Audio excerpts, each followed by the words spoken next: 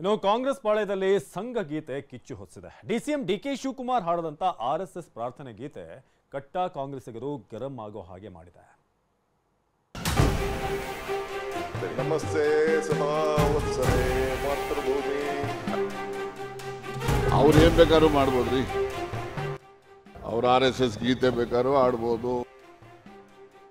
ಅಮಿತ್ ಶಾ ಜೊತೆನಲ್ಲಿ ಹೋಗಿ ಸದ್ಗುರು ಇವರು ಡಯಾಸ್ ಮೇಲೆ ಕೂತ್ಕೋಬಹುದು. DCM ಅವರು ಇದು ಸಂಘ ಪ್ರಾರ್ಥನೆ ಮಾಡೋದು ಸರಿ ಇಲ್ಲ. ಕೆಲವು ವಿಷಯ ಮುಟ್ಟೋಲ್ಲ ರಾಹುಲ್ ಗಾಂಧಿ ಅವರಿಗೆ. ಅವ್ರು ಕಾಂಗ್ರೆಸ್ ಅಧ್ಯಕ್ಷರಾಗಿ ಹೇಳಿದ್ರೆ ಅವರು ಕ್ಷಮೆ ಕೇಳಬೇಕಾಗುತ್ತೆ. ಡಿಕೆ ಕಾಂಗ್ರೆಸ್ ಕಟ್ಟಾಳು.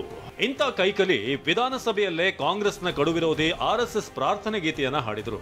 ಇದು ಇದೀಗ ಕಾಂಗ್ರೆಸ್ ನಾಯಕರಲ್ಲೇ ಆಕ್ಷೇಪಕ್ಕೆ ಕಾರಣವಾಗಿದೆ.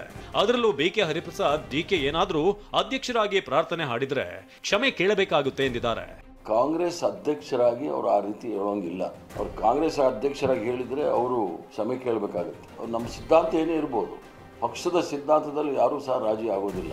ಮಹಾತ್ಮ ಗಾಂಧಿ ಅವ್ರನ್ನ ಕೊಂದಂಥ ಜನಗಳ ಸಂಬಂಧ ಇರ್ತಕ್ಕಂಥ ಸಂಘಟನೆಗಳಲ್ಲಿ ಇದು ಸಂಘ ಪ್ರಾರ್ಥನೆ ಮಾಡೋದು ಸರಿ ಇಲ್ಲ.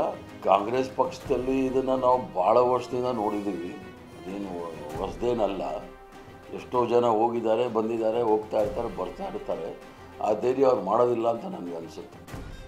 ಮಾಜಿ ಸಚಿವ ರಾಜಣ್ಣ ಡಿಕೆ ಏನ್ ಮಾಡಿದ್ರು ನಡೆಯುತ್ತೆ ಅಂತ ನಿನ್ನೆ ಅಸಮಾಧಾನ ಹೊರಹಾಕಿದ್ರು. ಇವತ್ತು ಸತೀಶ್ ಜಾರಕಿಹೊಳಿ ಕೆಲವೊಂದು ವಿಚಾರ ರಾಹುಲ್ ಗಾಂಧಿಗೆ ಮುಟ್ಟೋದಿಲ್ಲ ಅಂತ ಮಾರ್ಮಿಕವಾಗಿ ಮಾತನಾಡಿದ್ದಾರೆ. ಅವ್ರು ಏನ್ ಬೇಕಾದ್ರೂ ಮಾಡ್ಬೋದ್ರಿ. ಅವ್ರ RSS ಗೀತೆ ಬೇಕಾದ್ರೂ ಆಡ್ಬೋದು. ಅಲ್ಲಿ ಇದು ಎಂಥದ್ದು ಅಮಿತ್ ಶಾ ಜೊತೆನಲ್ಲಿ ಹೋಗಿ ಸದ್ಗುರು ಇವರು ಡಯಾಸ್ ಮೇಲೆ ಕೂತ್ಕೋಬಹುದು. ಮುಟ್ಟಬೇಕು ಅವರಿಗೆ ನಮ್ಮ ರಾಜ್ಯದಲ್ಲಿ ಏನ್ ನಡೀತದ ಅವರಿಗೆ ಗಮನಕ್ಕೆ ಮುಟ್ಟಬೇಕು. ಕೆಲವು ವಿಷಯ ಮುಟ್ಟೋಲ್ಲ ರಾಹುಲ್ ಗಾಂಧಿ ಅವರಿಗೆ, ಮುಟ್ಸೋಂಥ ಪ್ರಯತ್ನ ಆಗ್ಬೇಕು. ಅಂದಾಗ ಇದಕ್ಕೆ ನೀವು ಹೇಳಿದಂಗೆ ನ್ಯಾಯ ಸಿಗ್ತದೆ. ಸೂಕ್ಷ್ಮವಾಗಿ ಹೈಕಮಾಂಡ್ ಗಮನಿಸಬೇಕು ಅಷ್ಟೇ. ನಾವು ಮುಂಬರುವ ದಿನಗಳಲ್ಲಿ ಡಿಕೆಶಿಗೆ ರಾಜ್ಯವ್ಯಾಪಿ ಇಮೇಜ್ ಹೆಚ್ಚಿಸಿಕೊಳ್ಬೇಕಾಗಿದೆ. ಕೇವಲ ಒಕ್ಕಲಿಗ ನಾಯಕತ್ವದ ಮೂಲಕ ಮಾತ್ರ ಇದು ಸಾಧ್ಯವಿಲ್ಲ ಎಂಬ ಕಾರಣಕ್ಕೆ ಡಿಕೆಶಿ ಹಿಂದೂ ಕಾರ್ಡ್ ಪ್ಲೇ ಮಾಡ್ತಿದ್ದಾರೆ. ಜೊತೆಗೆ ಅವರ ಬೆಂಬಲಿಗ ಶಾಸಕರು ಕೂಡ ಇದಕ್ಕೆ ಧ್ವನಿಗೂಡಿಸಿ ರಕ್ಷಣೆಗೆ ನಿಂತಿದ್ದಾರೆ. ನಮಸ್ತೆ ಸದಾ ವತ್ಸಲೆ ಮಾತೃಭೂಮಿ ಅದು ಹಾಡು ಬಹಳಷ್ಟು ಇಂಪಾಗಿದೆ. ಆದರೆ ಏನು ಹೇಳುತ್ತೆ, ತನ್ನ ಹುಟ್ಟಿದ ಭೂಮಿಗೆ ನಮಸ್ಕಾರ ಮಾಡಿ ಅಂತ ಹೇಳುತ್ತೆ. ಸೊ ಅದರಲ್ಲಿ ನನಗೇನಂತ ತಪ್ಪು ಕಾಣಿಸ್ಲಿಲ್ಲ. ನೋಡಿ, ಪ್ರತಿಯೊಂದು ರಾಜಕೀಯ ಪಕ್ಷಕ್ಕೆ ತನ್ನದೇ ಆದಂಥ ಸಿದ್ಧಾಂತ ಇದೆ.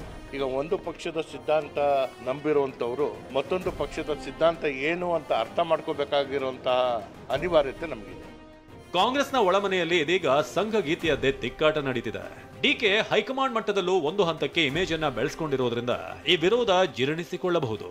ಆದರೆ ಡಿಕೆ ಮಾತು ಹೈಕಮಾಂಡ್ಗೂ ಪರೋಕ್ಷ ಸಂದೇಶವ ಅಂತ ಮುಂದಿನ ದಿನಗಳಲ್ಲಿ ಗೊತ್ತಾಗಬಹುದು. ಪ್ರಸನ್ನ ಗಾಂವ್ಕರ್, TV9 ಬೆಂಗಳೂರು.